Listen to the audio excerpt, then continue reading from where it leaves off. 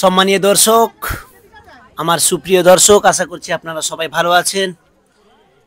তো আজকে আফনানস good life YouTube চ্যানেলের মাধ্যমে আপনাদের একটা খুবই ইন্টারেস্টিং ভিডিও দেখাতে চলেছি। তো যারা কলকাতার আশেপাশে থাকেন বা দূর দূরান্তে থাকেন, এটা তাদের জন্য সত্যি একটা ইন্টারেস্টিং ভিডিও, যার মাধ্যমে আপনারা বহু কিছু শিখতে পারবেন। বিশেষ করে যারা এডুকেশন লেভেলে আছেন তাদের জন্য সত্যি সত্যি এটা একটা মজার ভিডিও এবং বহু কিছু শেখার ভিডিও। তো চলুন বন্ধুরা, আর দেরি করব না, দর্শকদের আমরা এবার নিয়ে চলে যাব আমাদের ভারতবর্ষের প্রথম সোলার ডোম মিউজিয়াম ঘোরার যাবতীয় খুঁটিনাটি জিনিস দেখাতে। তো চলুন, আপনারা ভিডিওর সাথে সাথে এই আওয়াজের দিকে খেয়াল রাখুন। এই আওয়াজের মাধ্যমে আপনারা বহু কিছু শুনতে পারবেন এবং ভিডিওটির মাধ্যমে বহু কিছু দেখতে পারবেন। তো প্রাচীন যুগ থেকে বর্তমান যুগের যা অবস্থা, চারিদিকে যেভাবে দূষণের মাত্রা বাড়ছে, এই মুহূর্তে আমাদের পৃথিবীকে রিনিউয়েবল এনার্জি শক্তি বা সোলার শক্তির মাধ্যমে বাঁচানোর রসদ হিসাবে যোগান দিতে পারে, সেটা হচ্ছে সোলার শক্তি।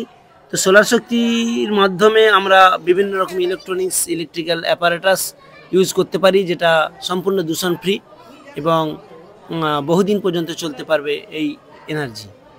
তো বন্ধুরা, এটা হচ্ছে কোথায়, কিভাবে যাবেন, সেই সমস্ত খুঁটিনাটি আমরা এই ভিডিওর মাধ্যমে আপনাদের দেখাবো। তো চলুন, সোলার ডোম মিউজিয়াম গড়ে উঠেছে কলকাতার নিউ টাউনে ইকো পার্কের ভিতরে। কলকাতার নিউ টাউনে ইকো পার্ক আপনারা প্রায় সবাই পরিচিত। সেখানে বাচ্চাদের ছুটি পড়লে, স্কুল ছুটি পড়লেই আমরা সবাই বেড়াতে যাই। তো ইকো পার্কের ভিতরে সবুজ রঙের গোল রঙের একটা গম্বুজ আছে। সেই গম্বুজের ভিতরে সোলার ডোম অবস্থিত। যারা ইকো পার্ক চেনেন, আশা করি তাদের আর বলতে হবে না কিভাবে যাবেন। তবুও আমরা একবার বলে দিই, শিয়ালদা স্টেশন বা হাওড়া স্টেশন থেকে বিভিন্ন বাস বা প্রাইভেট কার নিয়েও আপনাকে ইকো পার্কে পৌঁছে যেতে হবে। ইকো পার্কের 2 নম্বর গেট অথবা 3 নম্বর গেট, যেখান থেকে আপনি প্রবেশ করুন না কেন, যে লেক আছে, লেক বরাবর পৌঁছে গিয়ে আপনাকে ডান দিকে, যেদিকে গ্রামীণ বাংলা পার্ক আছে বা ইকো পার্কের অফিস আছে, ওই দিকে প্রবেশ করতে হবে। গ্রামীণ বাংলা পার্ক মানে আপনারা জানেন, যেখানে হাত পাখা দিয়ে প্রাচীর দেওয়া আছে, বহু সংখ্যক হাত পাখা লাগানো আছে।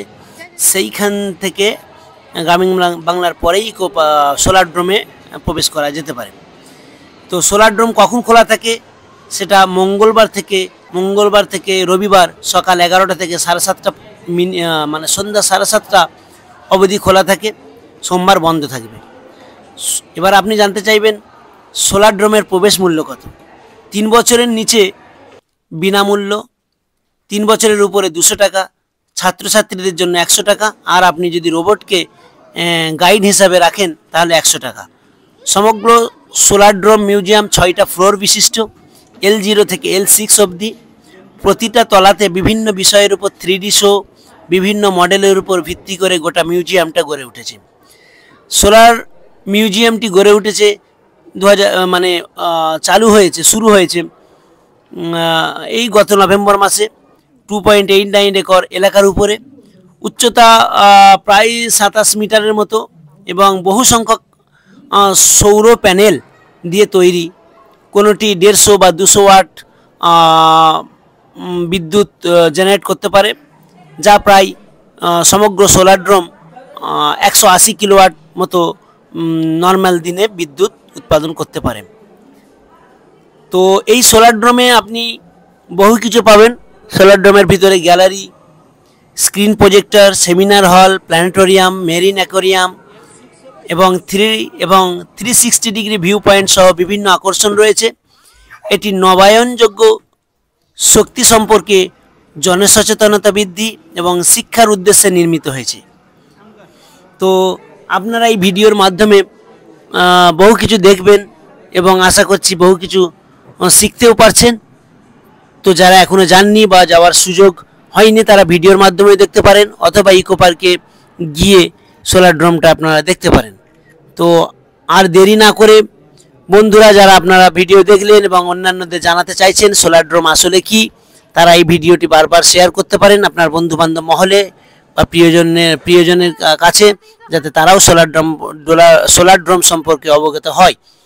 তো আফনানস ইউটিউব চ্যানেল আফনানস গুড লাইফ আপনারা শেয়ার করে দিন এবং সাবস্ক্রাইব করুন, এবং এই ভিডিওটি যদি ভালো লাগে অবশ্যই আপনারা লাইক করুন, এবং ভিডিওটি কেমন হয়েছে বা কিছু কি অভিজ্ঞতা হলো সে সম্পর্কে আপনারা অবশ্যই কমেন্ট করুন, যাতে পরবর্তী ভিডিওগুলি আরও সুন্দর এবং সার্বাঙ্গিকভাবে আসতে পারে আপনাদের কাছে।